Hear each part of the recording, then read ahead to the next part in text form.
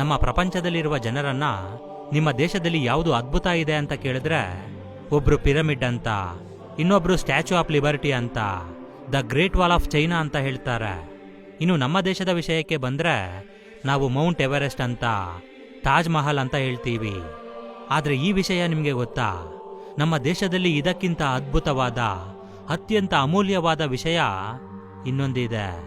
ಅದೇ ನಮ್ಮ ವೇದಗಳು. ಎಸ್, ಇದುವರೆಗೂ ಮಾನವನ ಚರಿತ್ರೆಯಲ್ಲಿ ಅತ್ಯಂತ ಪುರಾತನವಾದ ಮಾನವ ಲಿಪಿಗಳು ಈ ವೇದಗಳು. The oldest available manuscripts in the world. ಪ್ರಾಚೀನ ಕಾಲದಲ್ಲಿ ಋಷಿಗಳು ತಮ್ಮ ತಪೋಶಕ್ತಿಯಿಂದ ವೇದಗಳನ್ನು ರಚಿಸಿ ತಮ್ಮ ಶಿಷ್ಯರಿಗೆ ಕೊಡ್ತಾರೆ. ಈ ರೀತಿ ಗುರು ಶಿಷ್ಯ ಪರಂಪರೆಯಾಗಿ ಈ ವೇದಗಳು ನಮ್ಮವರೆಗೆ ಬಂದಿವೆ. ಈ ವೇದಗಳಲ್ಲಿ ಬ್ರಹ್ಮಾಂಡಕ್ಕೆ ಸಂಬಂಧಪಟ್ಟ ಎಷ್ಟೋ ರಹಸ್ಯಗಳು ಅಡಗಿವೆ. ಸಾಮಾನ್ಯವಾಗಿ ನಾವು ಯಾವುದಾದರೂ ಒಂದು ವಿಷಯ ಸೈಂಟಿಫಿಕ್ ಆಗಿ ಪ್ರೂವ್ ಆದಾಗ ಮಾತ್ರ ಅದನ್ನು ನಾವು ನಂಬ್ತೀವಿ. ಆದರೆ ವೇದಗಳಲ್ಲಿ ಈ ವಿಷಯ ಯಾವಾಗಲೂ ನಮ್ಮ ಋಷಿಮುನಿಗಳು ಬರೆದಿದ್ದಾರೆ. ಅದರಲ್ಲಿ ಒಂದು ನಮ್ಮ ಭೂಮಿಯ ವಯಸ್ಸು. ಈ ವಿಡಿಯೋದಲ್ಲಿ ನಾವು ಸೈಂಟಿಫಿಕ್ ಆಗಿ ಮತ್ತು ವೇದಗಳ ಪ್ರಕಾರ ನಮ್ಮ ಭೂಮಿಯ ವಯಸ್ಸು ಎಷ್ಟು ಅಂತ ತಿಳಿದುಕೊಳ್ಳೋಣ. ಈ ವಿಡಿಯೋ ತುಂಬ ಇಂಟ್ರೆಸ್ಟಿಂಗ್ ಆಗಿ ಇರುತ್ತೆ, ಆದ್ದರಿಂದ ಕೊನೆವರೆಗೂ ನೋಡಿ. ಇಷ್ಟ ಆದರೆ ಲೈಕ್ ಮಾಡಿ. ಸೈನ್ಸ್ ಪ್ರಕಾರ ನಮ್ಮ ಭೂಮಿಯ ವಯಸ್ಸು 4.54 ಬಿಲಿಯನ್ ಇಯರ್ಸ್.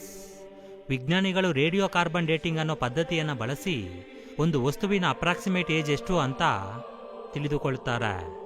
ಹಾಗಾದ್ರೆ ನಮ್ಮ ಭೂಮಿಯ ವಯಸ್ಸನ್ನು ಹೇಗೆ ತಿಳಿದುಕೊಂಡಿದ್ದಾರೆ ಅನ್ನೋ ಅನುಮಾನ ಕೂಡ ನಿಮಗೆ ಬರುತ್ತೆ. ಭೂಮಿಯ ಪೊರೆಗಳಲ್ಲಿ ಅತಿ ಪುರಾತನವಾದ ಕಲ್ಲುಗಳನ್ನು ಶೇಖರಿಸಿ ಅದರ ವಯಸ್ಸನ್ನು ತಿಳಿದುಕೊಳ್ಳುವುದರ ಮುಖಾಂತರ ನಮ್ಮ ಭೂಮಿಯ ವಯಸ್ಸು ಎಷ್ಟು ಅಂತ ಗೊತ್ತಾಗುತ್ತೆ. ಭೂಮಿಯ ವಯಸ್ಸನ್ನು ನಾವು ತುಂಬಾ ರೀತಿಯ ಸೈಂಟಿಫಿಕ್ ಮೆಥಡ್ಸ್ ಅನ್ನು ಬಳಸಿ ಕಂಡುಹಿಡಿಯಬಹುದು. ಆದರೆ ಇದರಲ್ಲಿ ಅಪ್ರಾಕ್ಸಿಮೇಟ್ ಆಗಿ ಅಕ್ಯುರೇಟ್ ಆಗಿ ಕೆಲಸ ಮಾಡುವ ಒಂದೇ ಒಂದು ಪದ್ಧತಿ ರೇಡಿಯೋ ಕಾರ್ಬನ್ ಡೇಟಿಂಗ್ ಪದ್ಧತಿ. ಇದರ ಮುಖಾಂತರ ಭೂಮಿಯ ವಯಸ್ಸನ್ನು ಕಂಡುಹಿಡಿತಾರೆ. ಎಕ್ರೇಷನ್ ಅನ್ನೋ ಪ್ರಕ್ರಿಯೆಯಿಂದ ಗ್ಯಾಸ್ ಮಾಲಿಕ್ಯೂಲ್ಸ್ ಒಂದು ಕಡೆ ಸೇರಿ ಅವು ಕಲ್ಲುಗಳಾಗಿ ಬದಲಾಗುತ್ತೆ. ಈ ರೀತಿ ಅತ್ಯಂತ ಪುರಾತನವಾಗಿ ನಿರ್ಮಾಣವಾದ ಕಲ್ಲುಗಳನ್ನ ಜಿರ್ಕೋನ್ಸ್ ಅಂತ ಕರೀತಾರೆ. ಈ ರೀತಿ ಭೂಮಿಯ ಆಳವಾದ ಪೊರೆಗಳಲ್ಲಿ ಕ್ರಿಯೇಟ್ ಆದ ಜಿರ್ಕಾನ್ ಮಿನರಲ್ಸ್ ಈಗಲೂ ನಮಗೆ ಸಿಗುತ್ತಲೇ ಇವೆ. ಈ ಜಿರ್ಕಾನ್ಸ್ ವೆಸ್ಟರ್ನ್ ಆಸ್ಟ್ರೇಲಿಯಾದಲ್ಲಿರುವ ಜಾಕಿಲ್ಸ್ ಪ್ರದೇಶದಲ್ಲಿ ಸಿಗುತ್ತಿವೆ. ಇವು ನಮ್ಮ ಸೋಲಾರ್ ಸಿಸ್ಟಮ್ನಲ್ಲಿರುವ ಅತ್ಯಂತ ಪುರಾತನವಾದ ಕಲ್ಲುಗಳು. ಇವುಗಳ ಮೇಲೆ ರೇಡಿಯೋ ಕಾರ್ಬನ್ ಡೇಟಿಂಗ್ ಪದ್ಧತಿಯನ್ನು ಬಳಸಿ ಅದರ ನಿಖರವಾದ ವಯಸ್ಸನ್ನು ತಿಳಿದುಕೊಳ್ಳಲು ಸಾಧ್ಯನೇ ಇಲ್ಲ. ಕೇವಲ ಅಂದಾಜು ಮಾಡಬಹುದು ಅಷ್ಟೇ. ಈ ರೀತಿ ಕಾರ್ಬನ್ ಡೇಟಿಂಗ್ ಪದ್ಧತಿಯನ್ನು ಬಳಸಿ ವಿಜ್ಞಾನಿಗಳು ಕೊಟ್ಟ result 4.54 billion years plus or minus. ಈಗ ನಮ್ಮ ಪುರಾಣಗಳ ಪ್ರಕಾರ ನಮ್ಮ ಭೂಮಿಯ ವಯಸ್ಸು ಎಷ್ಟು ಅಂತ ತಿಳಿದುಕೊಳ್ಳೋಣ. ಕಾಲಕ್ಕಿಂತ ಮುಂಚೆ ಬ್ರಹ್ಮದೇವ ವಿಷ್ಣುವಿನ ನಾಭಿ ಕಮಲದಿಂದ ಸೃಷ್ಟಿಯಾಗ್ತಾನೆ. ಈ ರೀತಿ ಬ್ರಹ್ಮದೇವ ಸೃಷ್ಟಿಯಾದ ನಂತರ ಸೃಷ್ಟಿಯನ್ನು ಕೂಡ ಪ್ರಾರಂಭ ಮಾಡ್ತಾನೆ. ಈ ರೀತಿ ಬ್ರಹ್ಮದೇವ ನಾವು ನೋಡುತ್ತಿರುವ ಸಕಲ ಜೀವರಾಶಿಗಳನ್ನ, ಗ್ರಹ ನಕ್ಷತ್ರಗಳನ್ನ, ಈ ಅಖಿಲಾಂಡ ಕೋಟಿ ಬ್ರಹ್ಮಾಂಡವನ್ನೇ ಸೃಷ್ಟಿ ಮಾಡ್ತಾನೆ. ಈಗ ಬ್ರಹ್ಮದೇವನ ವಯಸ್ಸು, ತಾನು ಸೃಷ್ಟಿ ಪ್ರಾರಂಭಿಸಿದ ಕ್ರಮ ಎಲ್ಲವನ್ನೂ ಲೆಕ್ಕಾಚಾರ ಮಾಡಿ ನೋಡೋಣ. ಈ ವಿಷಯ ನಿಮಗೆ ಗೊತ್ತಾ? ಆ ಬ್ರಹ್ಮದೇವನಿಗೂ ಕೂಡ ಸಾವಿದೆ. ಇವರಿಗೂ ಕೂಡ ಆಯಸ್ಸು ಇರುತ್ತೆ. ಇವರ ಆಯಸ್ಸು ಎಷ್ಟು ಗೊತ್ತಾ? 100 ವರ್ಷಗಳು. ಬರೀ 100 ವರ್ಷಗಳೇನಾ? ಅವರು ಕೂಡ ನಮ್ಮ ರೀತಿನೇನಾ ಅಂತ ಅಂದುಕೊಂಡರೆ ಅದು ತಪ್ಪಾಗುತ್ತೆ. ಏಕೆ ಅಂದರೆ ಅವರ 100 ವರ್ಷಗಳು ನಮಗೆ ತುಂಬ ಜಾಸ್ತಿ. ಬ್ರಹ್ಮದೇವನ ಆಯಸ್ಸು 311.04 ಬಿಲಿಯನ್ ಇಯರ್ಸ್, ಅಂದರೆ 31,100 ಕೋಟಿ ವರ್ಷಗಳು. ನಮಗೆ ಈ ಲೆಕ್ಕಾಚಾರ ಅರ್ಥ ಆಗಬೇಕು ಅಂದರೆ ಮೊದಲು ನಾವು ನಮ್ಮಿಂದ ಪ್ರಾರಂಭ ಮಾಡಬೇಕು. ನಮಗೆ 4 ಯುಗಗಳು ಇರುತ್ತೆ: ಸತ್ಯಯುಗ, ತ್ರೇತಾಯುಗ, ದ್ವಾಪರ ಯುಗ, ಕಲಿಯುಗ. ಈಗ ನಾವು ಕಲಿಯುಗದಲ್ಲಿ ಜೀವನ ಮಾಡ್ತಿದ್ದೀವಿ. ಕಲಿಯುಗದ ಜೀವನಾವಧಿ 4,32,000 ವರ್ಷಗಳು. 3,102 ವರ್ಷಗಳ ಹಿಂದೆ ಶ್ರೀಕೃಷ್ಣನು ಈ ಭೂಮಿಯನ್ನು ಬಿಟ್ಟು ಹೋದ ನಂತರ ಕಲಿಯುಗ ಪ್ರಾರಂಭವಾಗುತ್ತೆ. ಸೂರ್ಯ ಸಿದ್ಧಾಂತದ ಪ್ರಕಾರ 18 ಫೆಬ್ರವರಿ 3102 BCE ಅರ್ಧರಾತ್ರಿಯಿಂದ ಕಲಿಯುಗ ಪ್ರಾರಂಭವಾಗಿದೆ ಅಂತ ನಮ್ಮ ಪಂಡಿತರು ಋಷಿಮುನಿಗಳು ಹೇಳ್ತಾರೆ. ಇನ್ನು ದ್ವಾಪರ ಯುಗದ ಜೀವನಾವಧಿ ಕಲಿಯುಗಕ್ಕಿಂತ 2 ಪಟ್ಟು ಹೆಚ್ಚು, ಅಂದರೆ 8,64,000 ವರ್ಷಗಳು.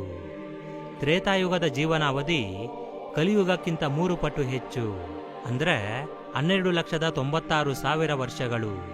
ಇನ್ನು ಸತ್ಯಯುಗ, ಇದನ್ನ ಕೃತಯುಗ ಅಂತ ಕೂಡ ಕರೀತಾರೆ. ಇದರ ಜೀವನಾವಧಿ ಕಲಿಯುಗಕ್ಕಿಂತ 4 ಪಟ್ಟು ಹೆಚ್ಚು, ಅಂದರೆ 17,28,000 ವರ್ಷಗಳು. ಈ 4 ಬೆರೆಸಿದರೆ 4.32 ಮಿಲಿಯನ್ ಇಯರ್ಸ್ ಆಗುತ್ತೆ. ಅಂದರೆ ಈ 4 ಯುಗಗಳನ್ನು ಬೆರೆಸಿ ಒಂದು ದಿವ್ಯ ಯುಗ ಅಂತ ಕರೀತಾರೆ. ಈ ರೀತಿ 71 ದಿವ್ಯ ಯುಗಗಳನ್ನು ಬೆರೆಸಿದರೆ ಒಂದು ಮನ್ವಂತರ ಅಂತ ಕರೀತಾರೆ. ನಮಗೆ 14 ಮನ್ವಂತರಗಳು ಇವೆ. ಈ 14 ಮನ್ವಂತರಗಳು ಮುಗಿದ ನಂತರ ಮತ್ತೆ ಅದೇ ಸೈಕಲ್ ರಿಪೀಟ್ ಆಗುತ್ತೆ.